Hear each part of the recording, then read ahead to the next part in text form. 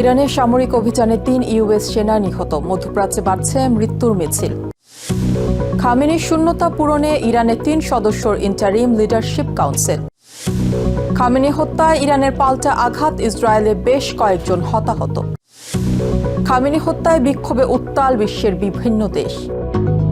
মধ্যপ্রাচ্যের রাজনৈতিক, অর্থনৈতিক সহ সবশেষ খবরাখবর আপনাদের সামনে এক নজরে তুলে ধরছি আমি সাবরিনা সুপা।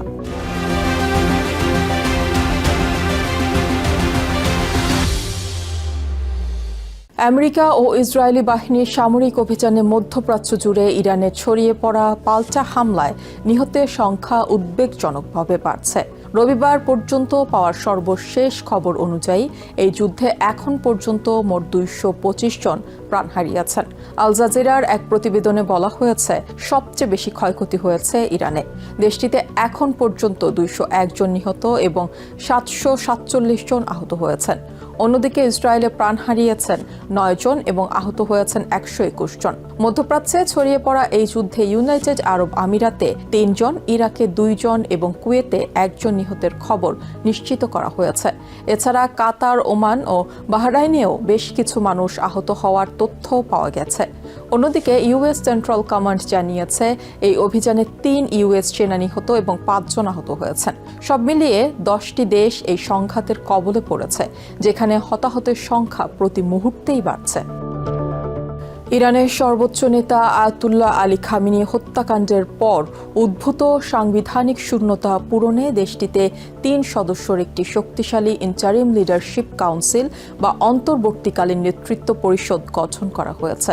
প্রেসিডেন্ট ও প্রধান বিচারপতির বাইরে এই পরিষদে যুক্ত হয়েছেন গার্ডিয়ান কাউন্সিলের প্রভাবশালী সদস্য আয়াতুল্লাহ আলী রেজা আরিফে। রবিবার দেশটির রাষ্ট্রীয় টেলিভিশনে দেয়া এক ভাষণে প্রেসিডেন্ট মাসুদ পেজেশকিয়ান এই পরিষদ গঠনের কথা জানান। একই সাথে তিনি আমেরিকা ও ইসরায়েলি শত্রুঘাঁটি গুঁড়িয়ে দেওয়ার কঠোর হুঁশিয়ারি উচ্চারণ করেন। সুপ্রিম লিডার আয়াতুল্লাহ আলী খামেনির শূন্যতায় ইরানে 3 সদস্যের ইন্টারিম কাউন্সিল বা অন্তর্বর্তীকালীন পরিষদ গঠন হয়েছে। রবিবার ঘোষিত 3 সদস্যের এই কাউন্সিলে রয়েছেন প্রেসিডেন্ট মাসুদ পেজেশকিয়ান, সুপ্রিম কোর্টের প্রধান বিচারপতি গোলাম হোসাইন মোহসেনি এজেই এবং গার্ডিয়ান কাউন্সিলের প্রভাবশালী সদস্য প্রবীণ আলেম আয়াতুল্লাহ আলী রেজা আরাফি।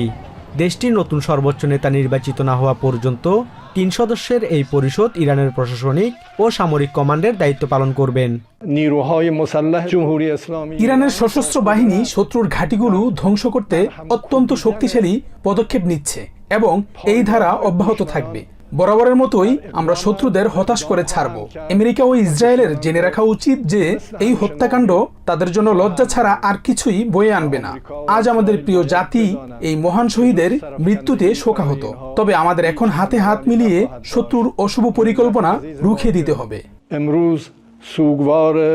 রাষ্ট্রীয় টেলিভিশনে দেয়া এক বার্তায় ইরানের প্রেসিডেন্ট ইন্টারিম কাউন্সিল ঘোষণার পাশাপাশি ওয়াশিংটন ও তেল আবিবের শত্রু ঘাঁটি গুঁড়িয়ে দেওয়ার কঠোর হুঁশিয়ারি দেন।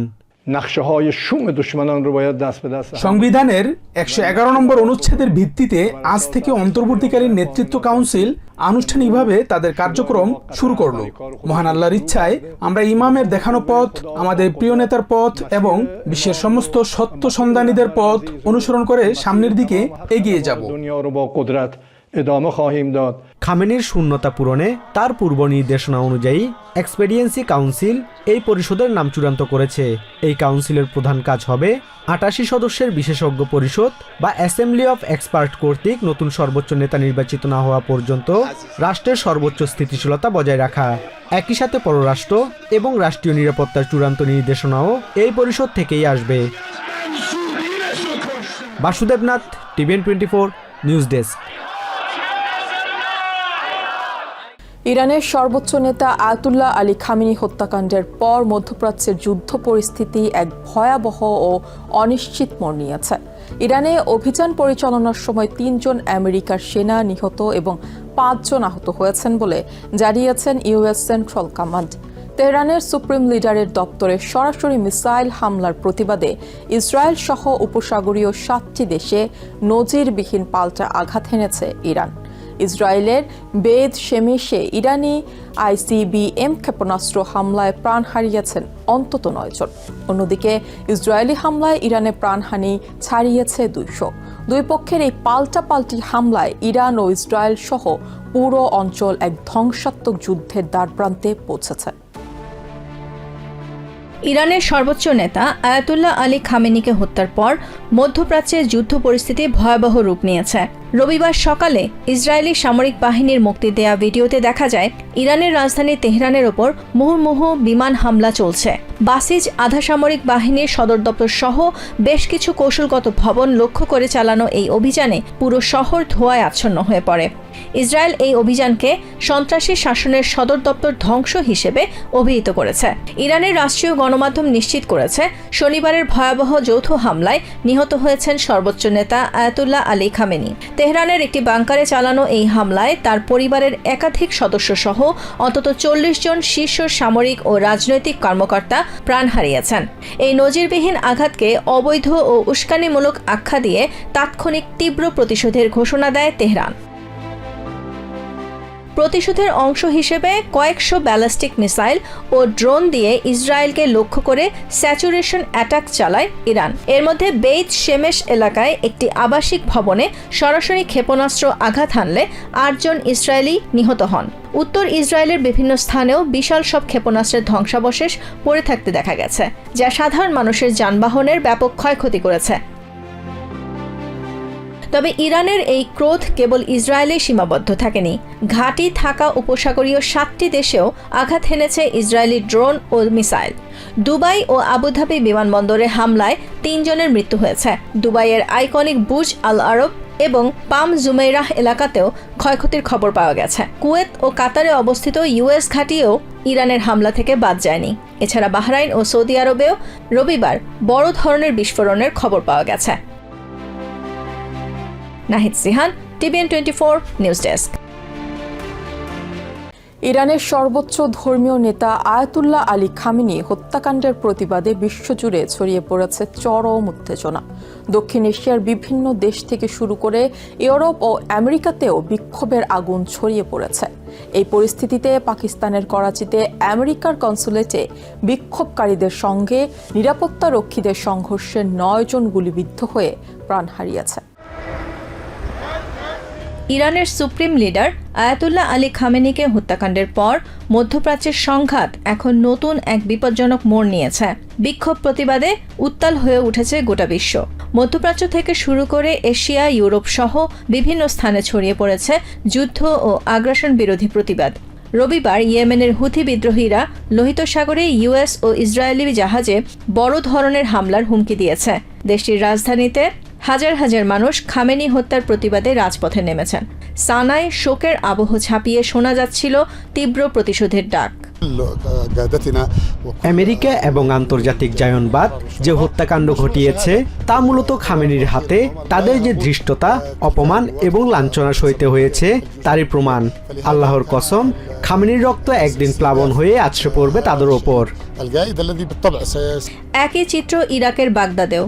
রবিবার আমেরিকার দূতাবাসের দিকে এগুতে থাকা বিশাল মিছিল ঠেকাতে টিয়ার গ্যাস ছোড়ে নিরাপত্তা বাহিনী। ওয়াশিংটন ও তেল আভিভের যৌথ আগ্রাসনকে কিছুতেই মেনে নিতে পারছে না ইরাকের শিয়াপন্থী জনতা। আয়াতুল্লাহ খামেনির মৃত্যুর খবরে রবিবার রণক্ষেত্রে পরিণত হয় পাকিস্তানের করাচি শহর। আমেরিকান কনসুলেটের প্রাচীর ভেঙে ভেতরে প্রবেশের চেষ্টা করেন ক্ষুব্ধ বিক্ষোভকারীরা। পরিস্থিতি নিয়ন্ত্রণে কনসুলেটের নিরাপত্তারক্ষীরা গুলি ছুড়লে 9 জন নিহত ও অন্তত 34 জন আহত হন। এটি কেবল আমার আবেগ নয়, পুরো পাকিস্তানি জাতির অনুভূতি। আজ পুরো মুসলিম বিশ্ব শোকাহত। আমাদের ইমাম আমাদের ছেড়ে চলে গেছেন। আজকের ঘটনা আমাদের কাছ থেকে আমাদের হোসেনকে কেড়ে নিয়েছে। এখন জাতিকে সিদ্ধান্ত নিতে হবে তারা কি হোসেনের পক্ষে থাকবে নাকি আমেরিকা ইসরায়েলের পক্ষে থাকবে। करबला में आज हमारा हुसैन हमसे छीन लिया गया। শোকের ছায়া নেমে এসেছে ইরান পাকিস্তানের সীমান্ত পেরিয়ে ভারত নিয়ন্ত্রিত কাশ্মীরেও। শ্রীনগরের ঐতিহাসিক লাল চকে তিল ধারণের স্থান ছিল না এদিন। কালো পতাকা হাতে হাজারো মানুষের কণ্ঠে কেবলই হারানোর হাহাকার। এটি গভীর শোকের বিষয়। আজ পুরো মুসলিম উম্মাহ শোক পালন করছে। আমাদের নেতা আয়াতুল্লাহ আলী খামেনিকে নির্মমভাবে শহীদ করা হয়েছে। আমরা এখানে সমবেত হয়েছি তার প্রতি শ্রদ্ধা জানাতে।